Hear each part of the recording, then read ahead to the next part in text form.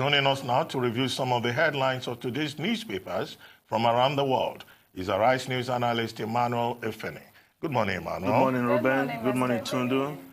Good morning, Leila. Good morning. Yes, gotten some lessons in how to maintain home front equilibrium. Manage money.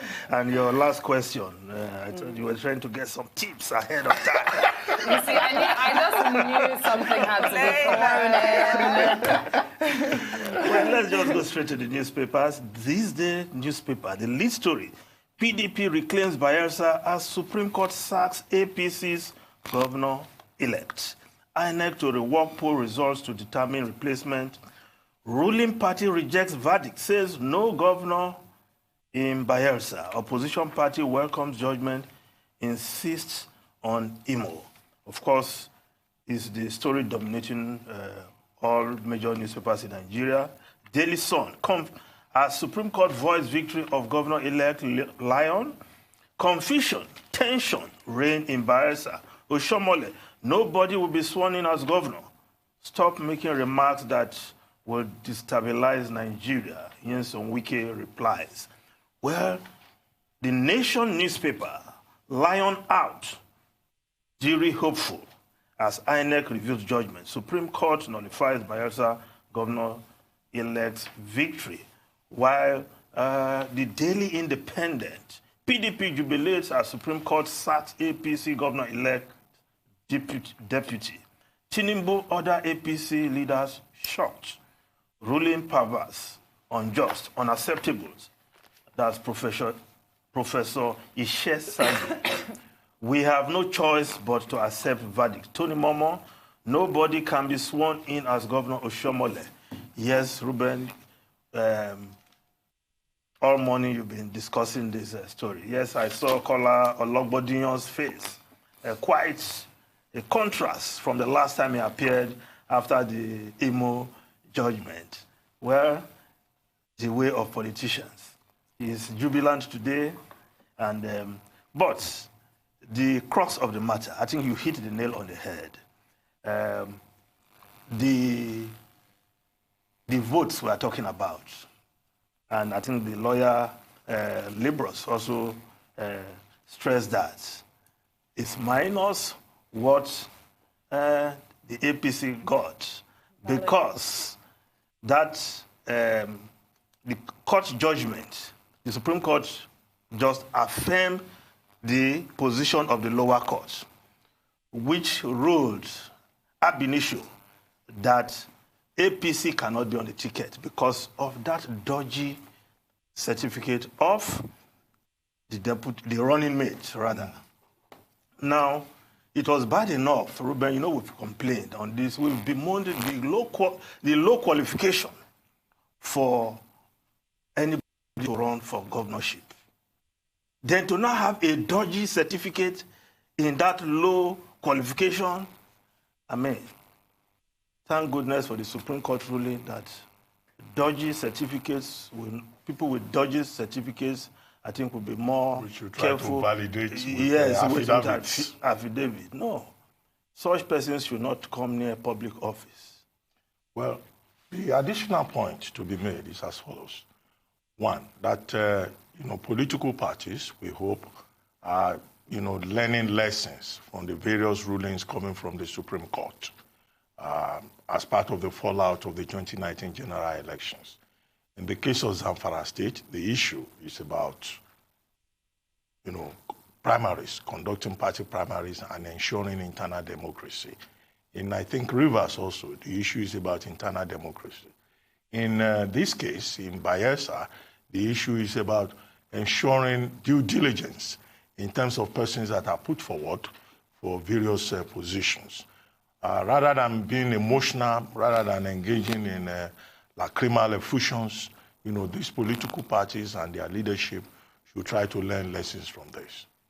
Two, given the emotional responses to the ruling of the Supreme Court in the Bayelsa case, I think that, the security agencies, already have an assignment cut out for them in Bayelsa State to ensure that there is no breakdown of law and order, and to engage the various parties involved in this case, the political leaders involved, to ensure that nobody, tries to create any havoc or disrupt public peace and order.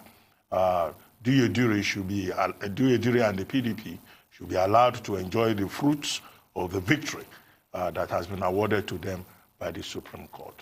3, I think that Senator Duyedire, who is now the governor in Bayelsa State, as pronounced by the Supreme Court, should also be magnanimous in victory. And he has shown an indication in that direction when yesterday, shortly after the Supreme Court ruling, he held a press conference in which, to use his phrase, he said he was extending an olive branch to members of the PDP, and that those who had left the party should return. And that even the members of the APC should join hands with him to move Bayelsa State forward. After all, the whole point, in his view, is about unity and the progress of Bayelsa State. I hope that he will remain consistent along that line, because oftentimes when these gentlemen are elected into office, they sound very progressive. But when they acquire power and office, they begin to behave after the manner of pocket tyrants.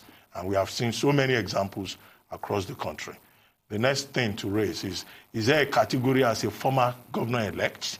And we, from now, begin to address David Lyon as former governor-elect of Bayelsa? It's Mr. David Lyon. It's a Well, I'm joking. Because in the light of the ruling from the Supreme Court, he's never been governor. If you look at the front page of the Guardian newspaper, you see David Lyon in that dress rehearsal, how he will wave and parade the ground in a mobile... This must be absolutely devastating. Yes. It must be, I mean...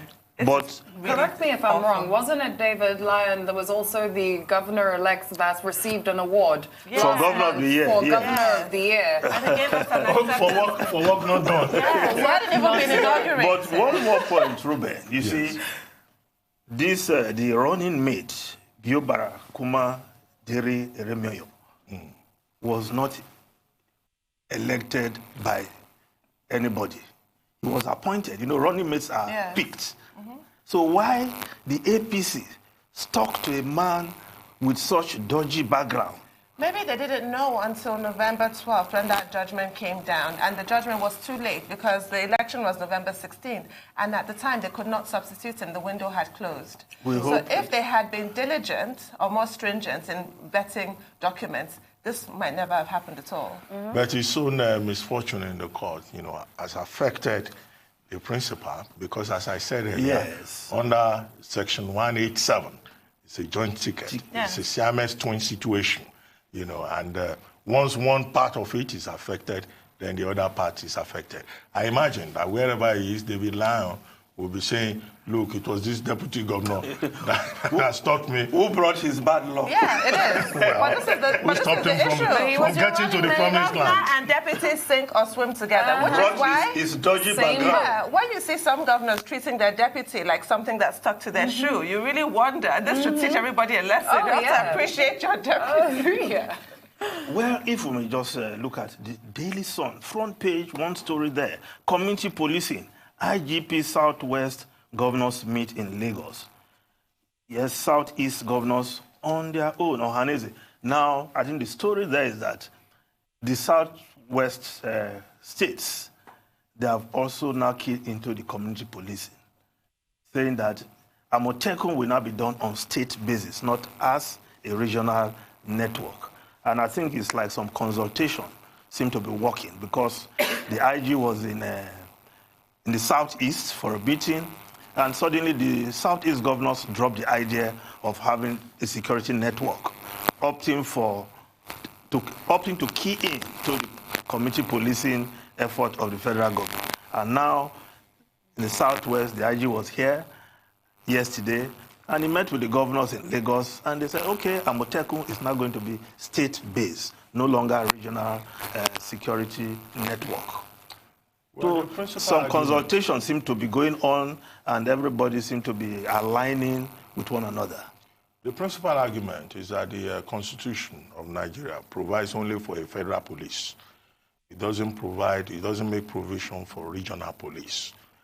However, in many of these states, we have seen people setting up vigilante groups, neighborhood watch groups. Backed by law. Yes, and what the Inspector General of Police was saying to the governors of the southwest states was precisely this. And I think that there was a meeting of minds to the extent that each state is enacting its own bill. Ekiti State Security Network Agency Bill, which is currently being considered by the House of Assembly in Ekiti State, and a similar exercise going on in all the 6 states of the Southwest. The Inspector General of Police also agreed with the governors that the Nigeria Police will be involved in the recruitment and the training of the operatives of this Operation Amotekun. While it may not bear the cover of regional police, yes, it is important to understand that these Southwest states, they also have a body called the Odua Group, under which there has been a collaboration for decades. And I imagine that there will also be collaboration, even if each state has its own unit of this Operation Amotekun, because these states are contiguous. Yes. And a crime that is committed in Ogun State, for example, can flow into Lagos and vice versa. So cooperation should be the focus. Intelligence sharing should be the focus. And the Inspector General says he welcomes the idea because it fits into the framework of community policing that the Nigeria Police has been talking about. So with proper consultation, a lot of harmonization can be achieved. I think that's what we are saying. Well, the foreign newspapers, The Guardian UK, brutal Johnson tightens grip as Javid forced out. Resignation letter warns about influence of Dominic Cummings. Prime Minister loyalist Rishi Sunak caps rapid rise to become Chancellor. Now, Boris Johnson this is what we call grab of power. Yeah. And he has forced this, the side that Javid was asked to sack his 11 advisors, and he refused. And he was given an ultimatum, yes, to do that. And he thought that the Prime Minister was becoming overbearing. Yes. But the Prime Minister had promised this, that he would reshuffle cabinet after Brexit, as a way of holding on to power effectively. Thank you, Mr. Thank you very much. Have a great weekend. Emmanuel Efeni.